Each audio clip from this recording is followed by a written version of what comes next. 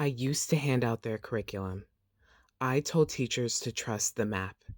Now I have to sit with the fact that the map makers were paying to keep the wolves in the forest. For 55 years, the Southern Poverty Law Center positioned itself as America's moral authority on hate. They defined who was dangerous. They trained HR departments. They built curriculum that shaped how a generation learned about race and extremism. That was the public identity.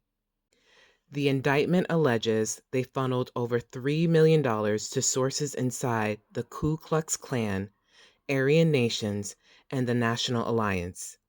The legal charge is wire fraud. The pattern, however, is something else. Here is what nobody in the orbit is saying out loud. The old hate groups were fading. The threat landscape was shifting online, and an organization whose fundraising depended on a visible enemy faced an existential choice: accept its own obsolescence or keep the old enemy alive enough to keep the map full. They chose the map. For years, this arrangement was quietly protected. Federal law enforcement took that intel. They looked the other way on the payments. That was the deal. That deal is over.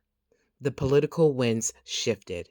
And now the people who handed out the curriculum, the donors who gave $25 a month to fight hate, the DEI professionals who built entire programs on their foundation, we are the ones left holding the weight of the arrangement we never knew existed.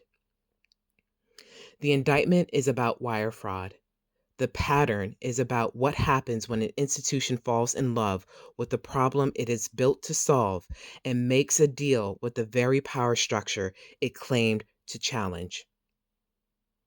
I'm Chrissy Kay, Organizational Pattern Analyst, and this is Cold Content.